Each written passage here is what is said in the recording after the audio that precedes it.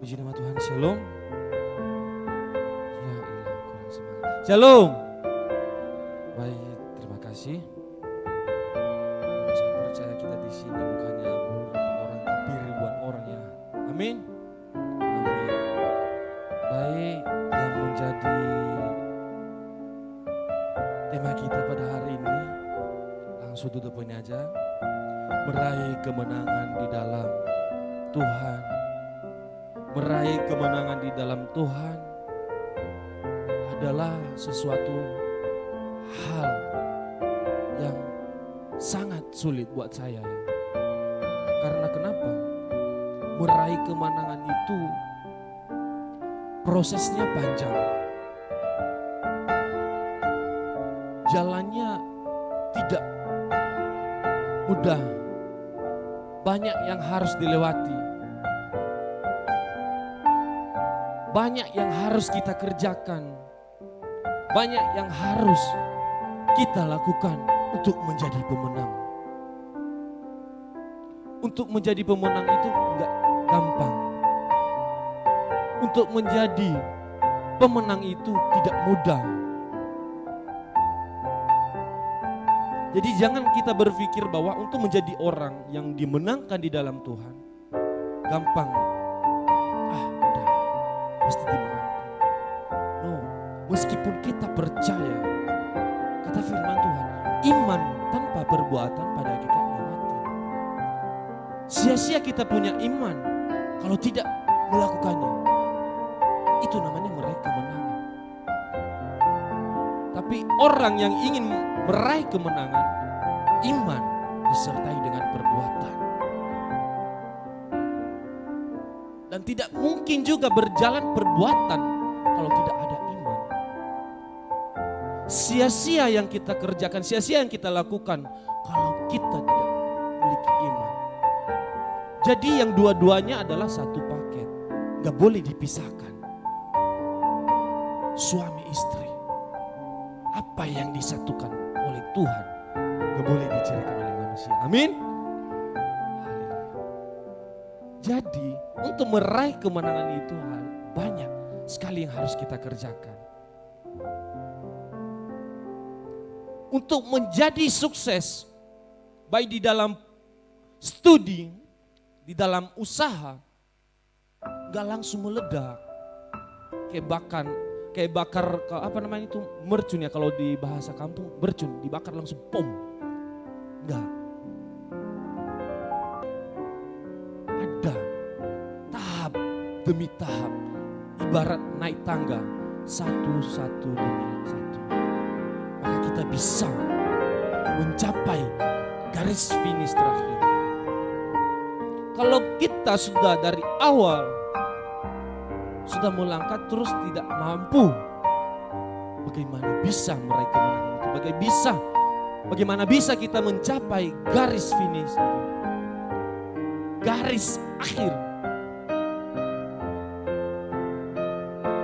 Kita bisa lihat dalam 1 Korintus pasal 15. 1 Korintus pasal 15 ayat 57 sampai 58. 1 Korintus pasal 15 ayat 57 sampai yang 58. Yang sudah dapat katakan amin, yang masih bolak-balik yang lihat HP suci katakan aman. Aman. Baik, saya bacakan saja karena cuma 2 ayat. Cukup 2 saja. Karena kalau banyak keluar kanan, gak apa-apa kalau keluar masuk kanan, keluar kiri. Karena setidaknya ada walaupun setidaknya lintas daripada masuk kanan, keluar kanan ya. Ibarat air di dalam talas, oke? 1 Korintus pasal 15 ayat 57 sampai yang 58, saya bacakan. Tetapi syukurlah kepada Allah yang telah memberikan kepada kita kemenangan oleh Yesus Kristus Tuhan kita. Karena itu saudara-saudaraku yang kekasih, berdirilah teguh, jangan goyah dan giatlah selalu dalam pekerjaan Tuhan, sebab kamu tahu bahwa dalam persekutuan dengan Tuhan jeripayamu tidak akan sia-sia. Nah itu yang saya bilang tadi. Meraih kemenangan itu tidak gampang. Dia bilang apa? Berdiri teguh. Ya kalau orangnya mudah patah hati, mudah sakit hati, ya nggak bisa. Dia bilang di sini berdiri teguh, jangan goyah. Nah ini. Ayo bro, kita nongkrong dulu, nggak usah dulu lah ke gereja. Sama aja juga kita kok. Surga yang menentukan adalah Tuhan. Gak jauh beda kok kamu datang di gereja. Ayolah, warkop lah. Ini teman-teman kita udah pada nunggu ini. Nah itu dia. Kalau kita tidak bisa berdiri teguh, kalau kita mudah goyah, oke, pasti jawabannya kita, oke bro, OTW. Sampai sekarang saya belum tahu apa artinya OTW. Hah? Oh, on the way. Tunggu bro, ini lagi OTW. Itu namanya tidak mudah goyah, tidak berdiri teguh. Tapi kalau orang yang berdiri teguh, pasti dia bisa. Gak usah lah, kalau mau ini saya ada pelayanan. Jadi jangan harap untuk meraih kemenangan itu tidak mudah. Jalannya lurus, banyak harus. Kenapa? Kenapa bisa? Ya itulah dia, menguji kita. Mampu enggak kita mempertahankan itu? Mampukah kita untuk memperjuangkan itu, kemenangan itu?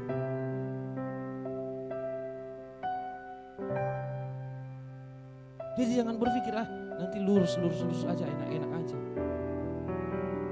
Artinya kita diuji. Ini anak, ini hanya sekedar mau datang atau bagaimana? Atau punya maksud yang lain.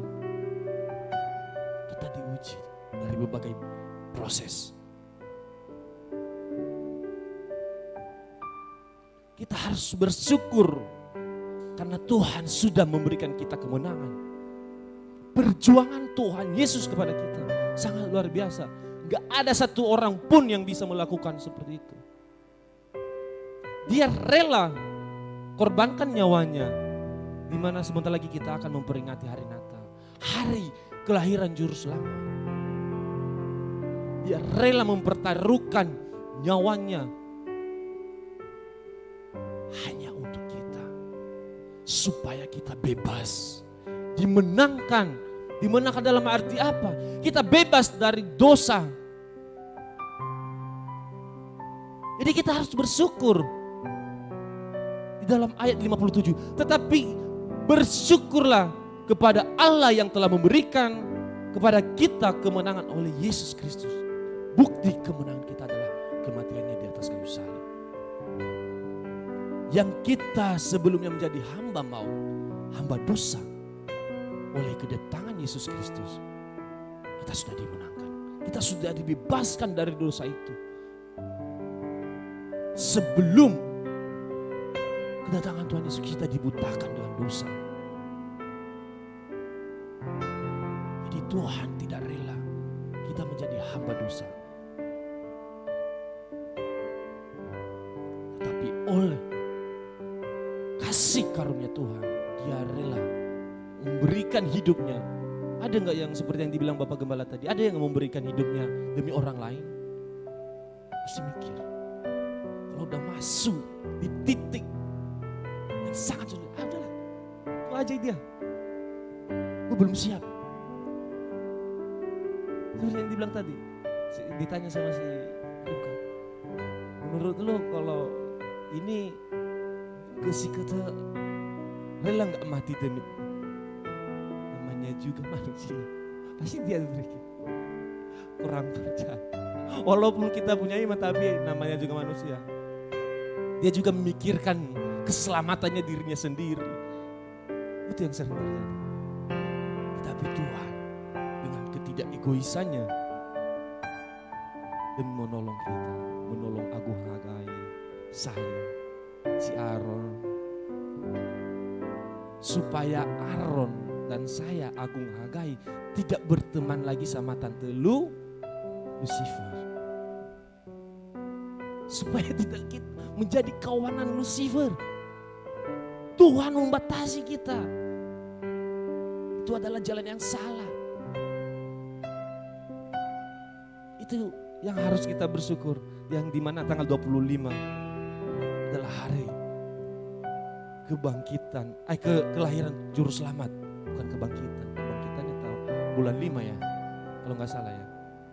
Bulan 4 ya. Kebanyakan mikirin estimasi. Jadi dimaklum.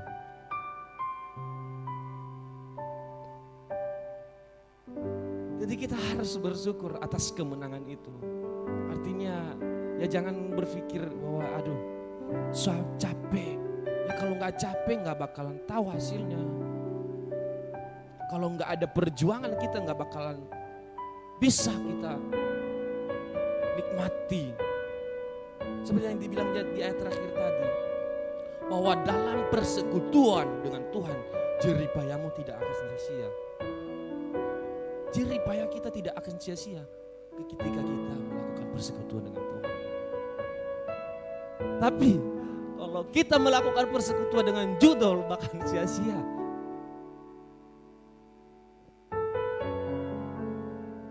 Jadi kita harus membangun persekutuan dengan Tuhan. Amin. Kita biasa lihat yang pertama, jangan takut. Poin yang pertama. Poin yang pertama jangan takut. Nah itu dia. Meraih kemenangan itu jangan takut. Ini yang sering terjadi. Belum melakukan udah takut, udah menyerah dulu. Nah, saya nggak bisa. Saya nggak mampu. Tuhan menciptakan kita dengan segala berbagai karunia, berbagai talenta. Kenapa harus kita bilang nggak mampu, nggak bisa? Saya jujur orangnya pengen tahunnya tinggi sih saya orangnya. Dan pengen belajar ya. Seperti dalam dulu main drum itu masih labil-labil lah, masih belum terlalu ini, ya baru-baru belajar. Tapi saya pengen. Tapi kalau seandainya saya diam, tidak mau melakukan, tidak mau mengembangkan, ya nggak bakalan bisa. Sampai tua pun, sampai bengkok pun punggung nggak bakalan, karena tidak mau mencoba. Udah takut duluan, udah minder. Kita bisa lihat dalam Yesaya pasal 41 ayat 10. Yesaya pasal 41 ayat yang 10.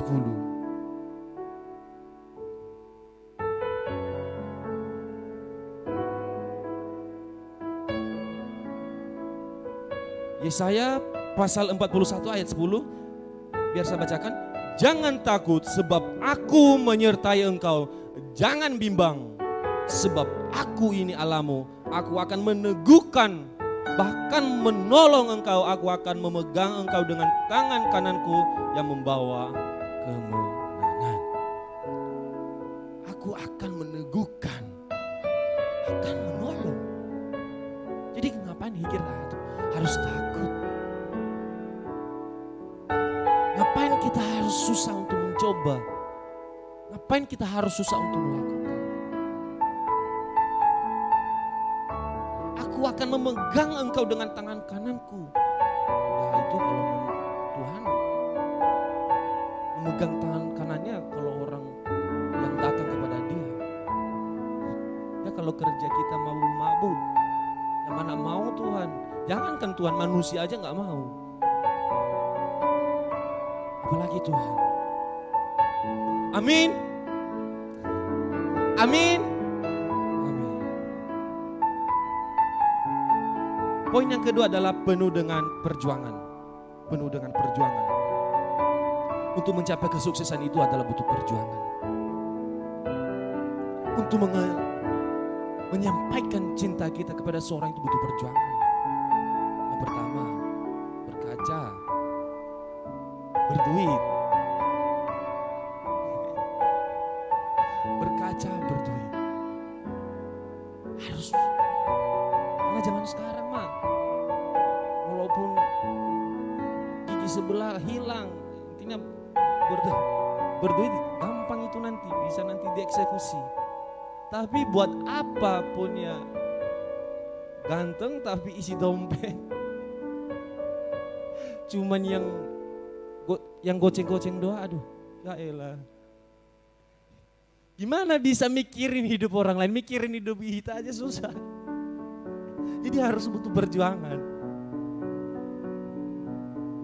Begitu juga dengan Tuhan, mereka menang dalam Tuhan. Butuh perjuangan. Kita harus melakukan apa yang Tuhan kehendaki. Tunjukkan bahwa kita adalah orang yang sudah mengenal Tuhan. Jangan sama hidup kita dengan orang yang tidak mengenal Tuhan. Penuh dengan perjuangan. Kalau kita pun mau jadi orang sukses, kita harus butuh perjuangan. Mental kita siap. Siap dimarahi, siap ditegur. Siap dididik, siap diajar. Tapi kalau ada perjuangan di dalam kita, gak bisa 100%.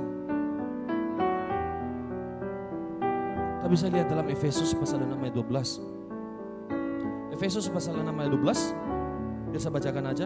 Karena perjuangan kita bukanlah melawan darah dan daging, tetapi melawan pemerintah-pemerintah, melawan penguasa-penguasa, melawan penghulu-penghulu dunia yang gelap ini, melawan roh-roh jahat di udara. Melawan roh jahat ini yang sering terjadi. Masih percaya sama dukun? Siapa yang sering masih percaya dengan dukun? Dulu sih iya, saya percaya.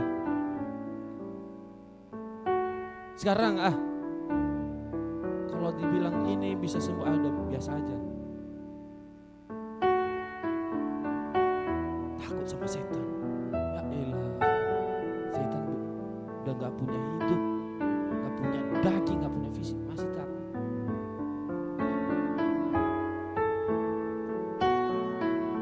Jadi kita harus butuh perjuangan untuk membuktikan bahwa untuk meraih kemenangan di dalam Tuhan. Amin.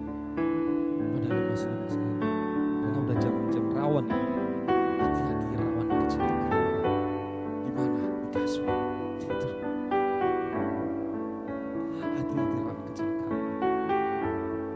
Yang ketiga adalah dimenangkan dari dosa. Dimenangkan dari dosa.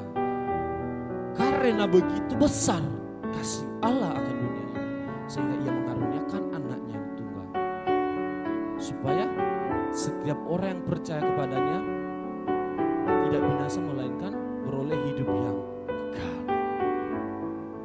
Itu lambang kita sudah dimenangkan karena begitu besar.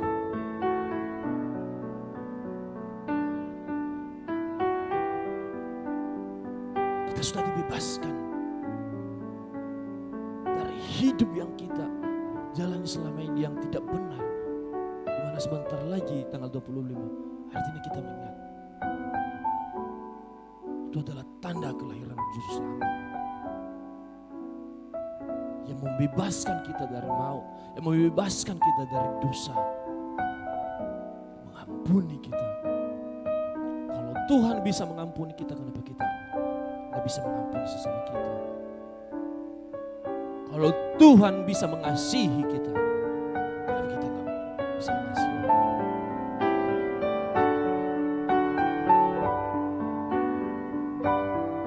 Yang saya bilang tadi, kalau kita menjadi orang yang menang di dalam Tuhan, butuh perjuangan. Harus dimenangkan dulu dari dosa. Kalau itu terus yang kita lakukan, kejahatan tiap hari, bagaimana mungkin kita bisa dimenangkan? Bagaimana mungkin kita bisa dibangkitkan? Kalau cuman kerjaan kita untuk bicarakan keburukan orang lain, menggosip orang lain, menceritakan keburukan orang lain. Padahal dia nggak tahu bahwa lebih buruk hidupnya daripada orang lain. Itu yang sering terjadi. Bagaimana mungkin itu kalau itu masih terus yang kita pelihara? Kalau kita ini dimenangkan, ya kita harus buang. Jangan menjadi tukang gosip, jangan menjadi tukang cerewet, jangan menjadi tukang ngambek dan sebagainya. Siapa yang suka ngambek di sini? Oh, Arthur suka. Puji Tuhan, suka ngambek. Jadi butuh tati tayang.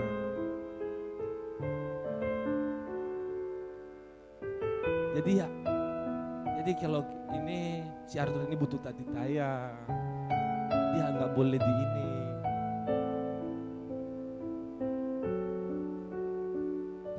Harus disayang mulu. Buat kejahatan pun sayang. Kalau udah bosan tiap hari melakukan kejahatan, ketok.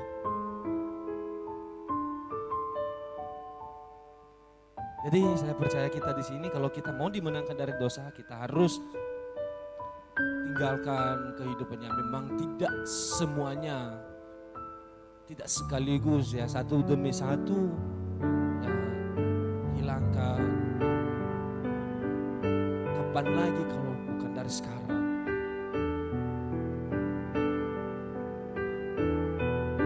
Amin. Yang keempat adalah indah pada waktunya. Empat, indah pada waktunya. Meraih kemenangan di dalam Tuhan. Seperti yang dikatakan tadi. Tidak akan sia-sia.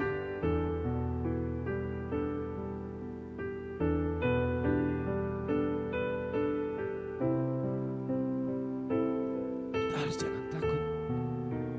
Ingin kita menikmati hasil akhirnya, yang pertama tadi jangan takut, penuh dengan perjuangan, jangan lemah, jangan mudah diombang-ambing, harus berdiri teguh.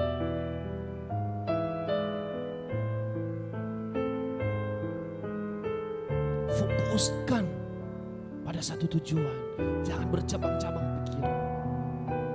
Karena kalau sudah bercabang-cabang pikiran kita, labil lama-lama, mudah goyang.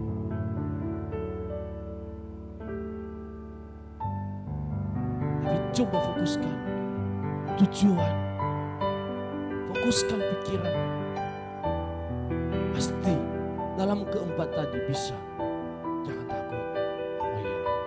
Untuk menjadi orang yang menang itu harus tidak boleh takut, harus siap sedia.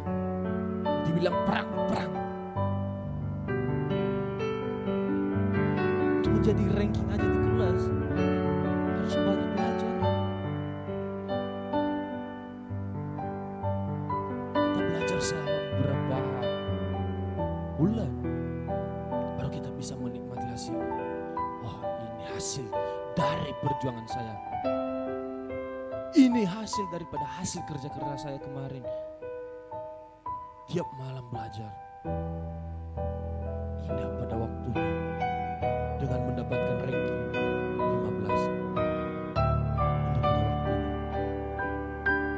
Saya dulu masa SD pernah meraih, seumur hidup saya baru sekali meraih ranking kelas 3 SD, ranking 3. Sampai sekarang gak akan masuk ranking. Paling nomor terakhir. Saya masuk kelas IPA. Saya memang jurusan IPA. Istilahnya yang penting pas ditanya lu mau pilih jurusan apa ya, ikutin aja jurusan IPA. Karena dibilang, karena kalau di kampung itu kan, kalau dibilang itu jurusan IPA itu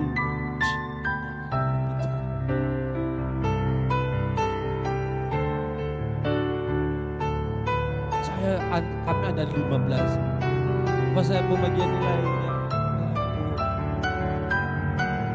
beringkat 15 dari antara 15 siswa jurusan IPA. 12. Karena kenapa? Gak ada perjuangan dari awalnya. Sering bolos, sering cabut guys. Belum waktunya pulang udah pulang. Tapi pulangnya juga bukan langsung ke rumah. Jujur pas masuk di kuliah di STT, saya telepon mereka orang tua saya. Saya bilang, saya menyesal. Karena jujur saya pas pertama datang di Jakarta, jangan kalian bisa tahu apa-apa, berbahasa aja. Aduh, kayak ikan sarden. Ikan aja ika. Apaan ika? Pas pertama di Jakarta. Tapi gaya udah setinggi langit. Karena kenapa? Kurang bahasa. Iyalah di sekolah nggak pernah dipakai bahasa. Sama aja guru siswanya. Pas nyampe di Jakarta saya telepon, aduh gimana ini, susah ngomong aja, bingung saya mau ngomong apa. Jujur ini pas dibilang sama saya ambil dulu talena. Apaan sih talena? Gua seumur hidup nggak pernah dengar namanya talena. Baru di Jakarta disuruh ambil talena. Setengah jam bengong, mana talena? Talena apaan? Padahal udah di samping saya, tinggal ngambil. Karena nggak tahu, nggak ada usaha, nggak ada niat. Itu yang sering terjadi, maka kaca.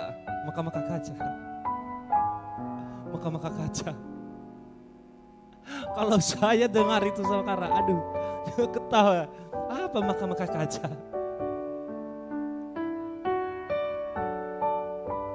Maka kaca. Mau kemana? Mau ke Gunung Sitoli, tapi turun karena udah ada Basifa. Setengah bahasa Indonesia, setengah bahasa Nias. Ya Allah, saya ketawa aja. Kalau saya ingat sekarang saya ketawa. Tapi ya itu pelajaran juga. Saya bilang sekarang sama adik-adik saya, kalian harus belajar. Jangan malu-maluin nanti kayak saya dulu. Jujur saya malu banget. Malu juga, tapi bagaimana bu? Juga karena memang nggak tahu apa-apa. Bukan malu karena memang ini sudah tahu tapi nggak tahu jalur. Tapi memang nggak tahu bisa, nggak pandai ngomong. Tahu nggak, mengeluarkan satu kata aja sama sesama anak serama, mikir dulu dan saya terjemahkan dulu dalam hati saya. Baru saya ngomong, mau kemana? Oh ini artinya, ngomong. Mau kemana? Gak bisa kayak apa langsung. Jadi butuh perjemahan dulu dalam diri. Karena kenapa? Gak ada perjuangan, gak ada usaha sebelumnya. Makanya saya bilang ke adik-adik saya sekarang, janganlah seperti saya dulu. Setidaknya kalian bisa. Ya walaupun kita gak lebih dari orang lain, tapi setidaknya setara. Jangan mau dibodoh-bodohi. Itu saya bilang. Itu urusan mereka. Kita hanya mengingatkan. Saya ingatin terus mereka. Untuk menjadi orang sukses itu gak gampang. Jujur saya pas pertama datang ke asrama, yang aturannya dari kampung makan, ya istilahnya cuma sela-sela pelur kiri dua piring. Nyampe di asrama, ya ampun, sendok. Bunyi-bunyi terus perut tengah malam. Udah kayak apa? Kayak petir. Apaan itu? Mau dibilang petir salah. Karena di dalam. Karena udah terbiasa dengan di kampung. Ya istilahnya kata di kampung, ya nggak terlalu kuat, minimal 2 piring. Itu nggak terlalu kuat. Tapi kalau lagi musim-musimnya itu, aduh, sikat semua. Saya bilang ke mereka, kalian harus bisa dari sekarang belajar. Jadi kalau kita untuk meraih dalam kemenangan dalam Tuhan, meraih sesuatu kemenangan itu, kita harus berjuang. Kita harus bisa melewati. Kita bisa lihat dalam Pengkhotbah pasal 3 ayat yang 11. Ia membuat segala sesuatu indah pada waktunya, bahkan memberikan kekekalan dalam hati mereka, tetapi manusia tidak dapat menyelami pekerjaan yang dilakukan Allah dari awal sampai akhir. Ia membuat segala sesuatu indah pada waktu. Seperti yang dikatakan Bapak Kepala tadi, jangan berpikir bahwa dengan hidup kita yang sebelumnya kacau balau, jangan berpikir bahwa aduh saya gak bisa. Lakukan belajar, usaha, punya prinsip. Saya juga dulu saya punya prinsip. Saya harus bisa. Karena kenapa? Saya sudah gak mampu kerja di ladang. Dulu kalau pulang sekolah disuruh mama saya, nanti nyusul ya. Ya, udah balik dia baru saya nyusul. Karena kenapa? Malas. Sudah gak mampu lagi kerja di ladang. Tapi kalau seandainya kalau kita tidak bisa bekerja di yang satu, lakukan yang satu. Makanya saya bilang saya mau kuliah. Jadi kita harus punya prinsip untuk jadi orang menang. Amin.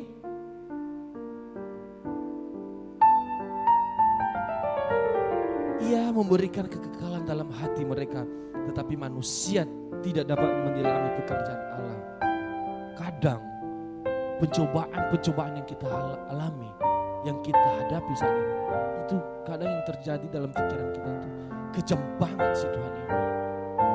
Kok sampai segininya yang menindas saya.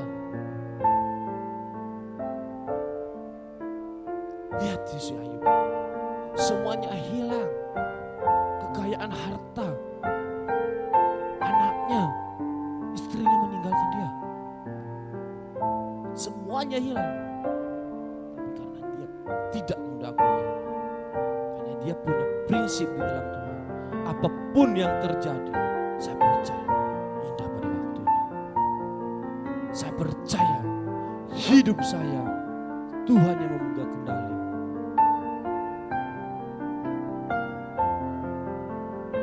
Jadi kalau ada sedikit yang ini udah biasa, itu hal biasa. Amin. Amin. Baik, terima kasih, itu saja, sangat singkat sekali kebenaran firman Tuhan pada siang hari ini.